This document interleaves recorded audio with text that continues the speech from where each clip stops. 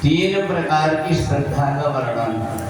श्रद्धा पर्याप्तम तपस्तत्त्रिविधम नरै अफलाकांक्षभिर्युक्तैः सात्विकं परिचक्षते। भगवान कहते हैं कि जो कुछ भी हम कर्म करते हैं उन कर्मों के पीछे हमारा भाव क्या है, परमात्मा ये देखते हैं। परमात्मा ये नहीं देखते कि इसके पास सामग्री क्या है, भगवान ये देखते हैं कि इसके भाव कैसे हैं। भाव बिना बाजार में वस्तु मिले न मोल। हम जरा सी कोई वस्तु खरीदने के लिए जाते हैं और यदि हमारा भाव नहीं पड़ता तो हम नहीं खरीदते। ऐसे ही परमात्मा भी, परमात्मा को जब तक हम भाव से नहीं भजते हैं या पूजन करते हैं तब तक के परमात्मा भी हमारी पूजा को स्वीकार नहीं करता। दूसरी एक बात और है, हर चीजें एक सी हर जगह पर नहीं होती। देश काल और परिस्थिति के अनुरूप जैसा समय आता है उस समय पर उस प्रकार के कार्य कर लेना ये समझदारी और चतुराई होती है। कोई व्यक्ति ये सोचे कि नहीं हम तो ठंडा ही पानी नहाते हैं और बद्रीनाथ पहुंच जाए और ठंडा पानी नहाया और वही नमो नारायण हो जाए। इसलिए जिस प्रकार की परिस्थिति आती है जीवन में, परमात्मा ने बुद्धि इसलिए दिया। अगर बुद्धि नहीं देता परमात्मा तो हम ये निर्णय नहीं कर पाते। और इसलिए जब जैसा मौका आता है उसके अनुरूप अपने आप को व्यक्ति बना ले तो उसका थोड़ा सा किया हुआ कार्य बहुत बड़ा फल दे देता है। और नहीं तो उसकी बहुत बड़ी की हुई पूजा कोई भी फल ना दे करके और तमोगुणी उसकी भावना हो जाती है। तो इसलिए यदि हम परमात्मा की भक्ति करते हैं तो हमें इस बात का ध्यान रखना चाहिए कि हमारी बुद्धि का भी हम कई बार प्रयोग करें। यदि हम बुद्धि का प्रयोग नहीं किए तो परेशानी में पड़ जाते हैं।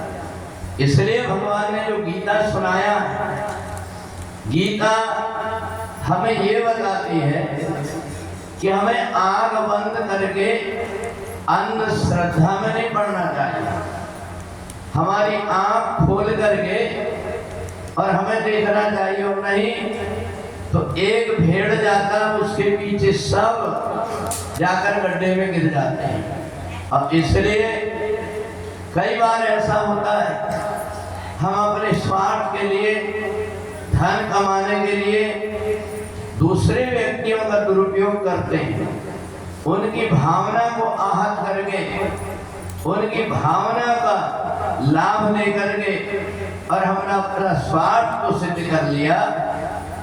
परंतु वो परमात्मा देख लेता है कि इस व्यक्ति ने इस प्रकार से मेरे भक्तों का दोहन किया है, तो परमात्मा उसके द्वारा अच्छे किए हुए कार्य का भी उसको बुरा फल इसलिए मिल जाता है क्योंकि उसकी भावना पवित्र नहीं थी।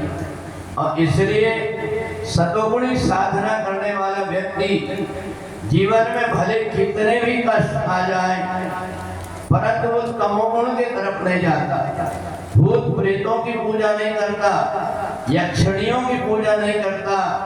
हम दूसरों के मन के बात की जान लें, हम दूसरों के ऊपर वशीकरण कर लें। ये जितने प्रकार के साधन हैं ये तमोगुणी कहे गए हैं।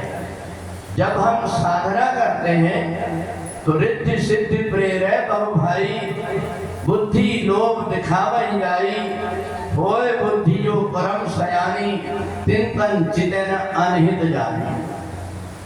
हमने इस परमात्मा को पकड़ा हुआ है, उस परमात्मा की ही हमें भक्ति करना है।